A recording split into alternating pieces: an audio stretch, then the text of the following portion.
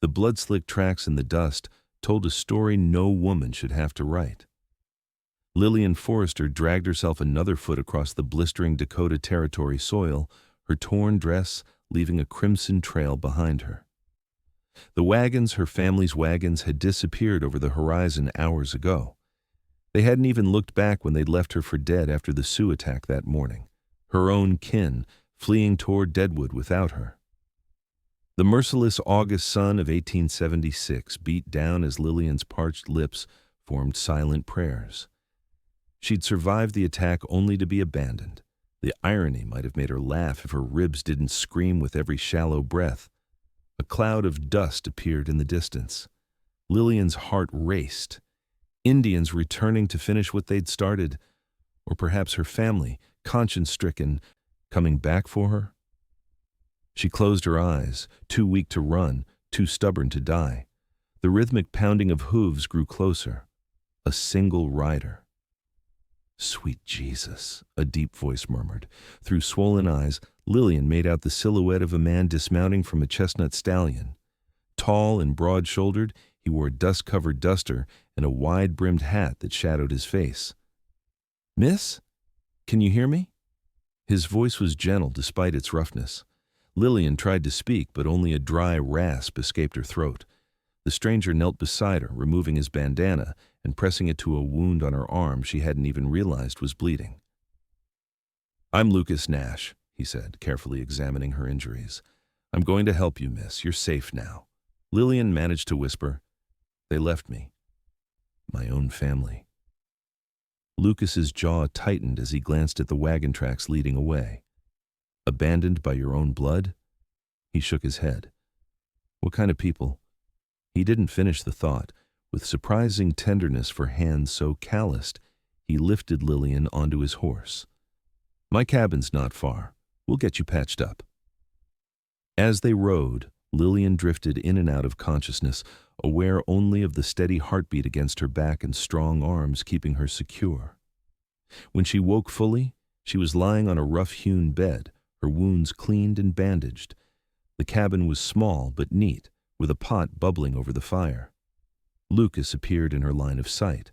In the cabin's light, she could see him clearly for the first time, mid-30s, with sun-weathered skin, intelligent hazel eyes, and a scar running along his jawline. Not conventionally handsome, but with a face that spoke of character and quiet strength. "You've been out since yesterday," he said, offering her water. "Thought I might lose you a couple times." "Thank you," Lillian whispered. "I'm Lillian Forrester." "Forrester," he repeated, his expression darkening. "Those were Forrester wagons I passed 3 days back, headed for Deadwood. Your kin." Lillian nodded weakly. "My uncle's family. After my parents died, they were all I had left.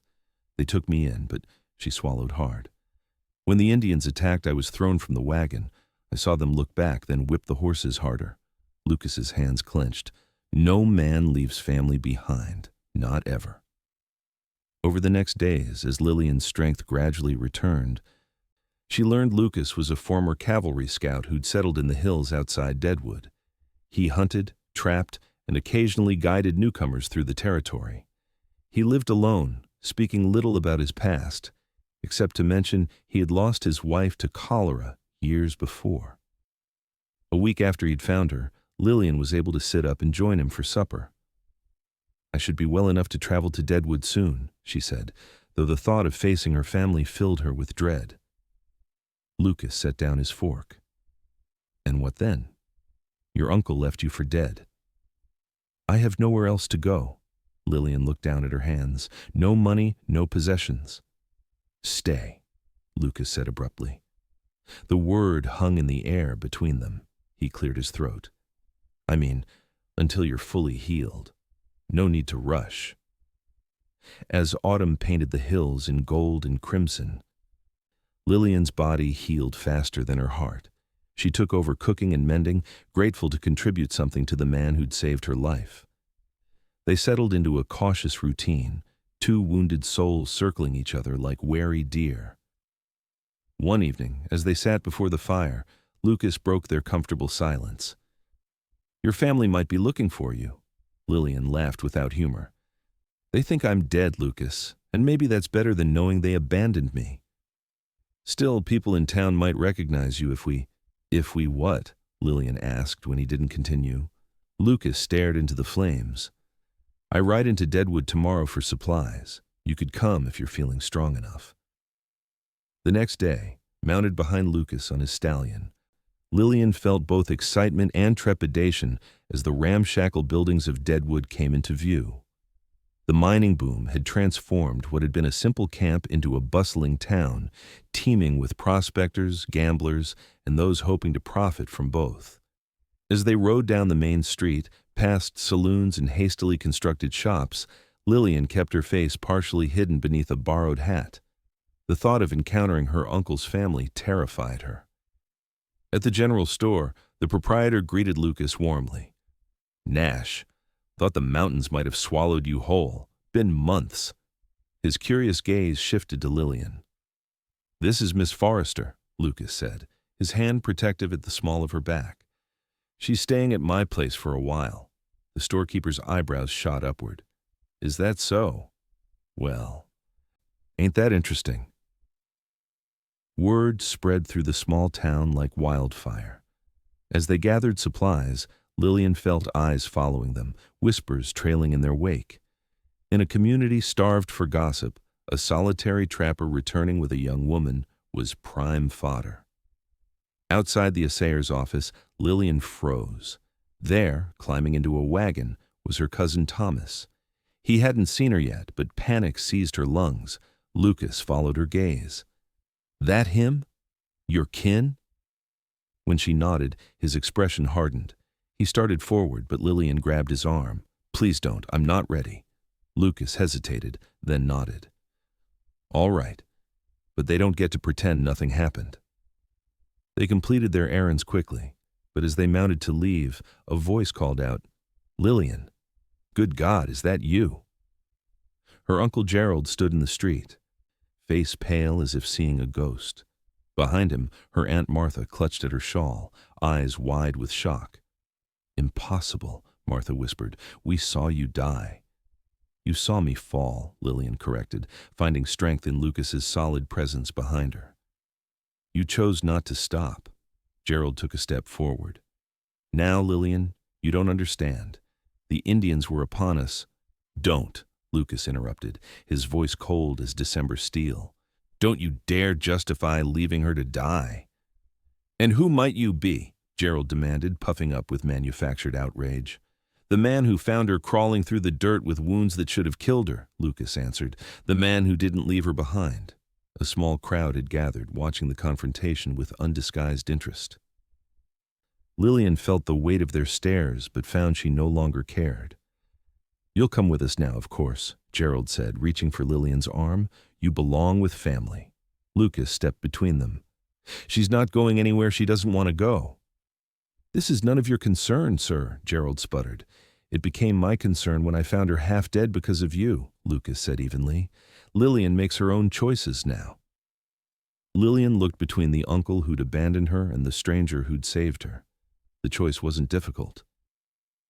"I'm staying with Lucas." The ride back to the cabin was silent, both lost in thought. Only when they were unpacking their supplies did Lucas speak. "I meant what I said.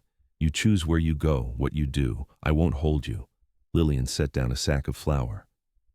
"And if I choose to stay?" "Then folks will talk," Lucas said bluntly.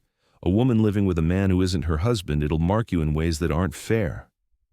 "I've never much cared for what's fair," Lillian replied. "Fair would have been my family stopping for me. Fair would have been not losing my parents to fever last year." Lucas stepped closer, his usual reserve giving way to something more vulnerable. "I can offer you protection, Lillian, a name that would silence the gossips." Her heart skipped. "Are you asking—" "Not for love," he clarified hastily. "I wouldn't presume, but for protection, respectability." Disappointment flashed through her, though she couldn't say why. "A marriage of convenience." "Just so," Lucas nodded. "Think on it. No rush to decide."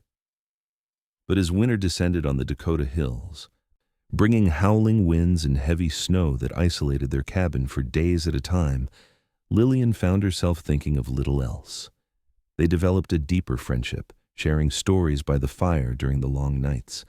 Lucas taught her to shoot, to read animal tracks, to survive in the unforgiving wilderness. And somewhere between the first snow and the winter solstice, Lillian realized she'd fallen in love with the quiet trapper with gentle hands and fierce protectiveness. She didn't tell him. How could she, when he'd made it clear their arrangement would be practical, not passionate? Instead, she agreed to his proposal on a particularly bitter December night when the wind threatened to tear the roof from their shelter. "It makes sense," she said, keeping her voice neutral. "As you said, for protection." Lucas nodded, relief evident in his expression. "We'll ride to town when the pass clears, find the preacher." They married in January 1877 in Deadwood's small church, with the storekeeper and his wife as witnesses. The ceremony was brief, the words ancient and solemn. When the preacher pronounced them husband and wife, Lucas hesitated before placing a chaste kiss on her lips there first. As they signed the registry, Lillian's hand trembled slightly as she wrote her new name, Lillian Nash. Lucas noticed. "You've got my name now," he said quietly. "It's not much, but it's honestly earned." That night, back at their cabin, now truly theirs, Lillian prepared for bed with nervous anticipation.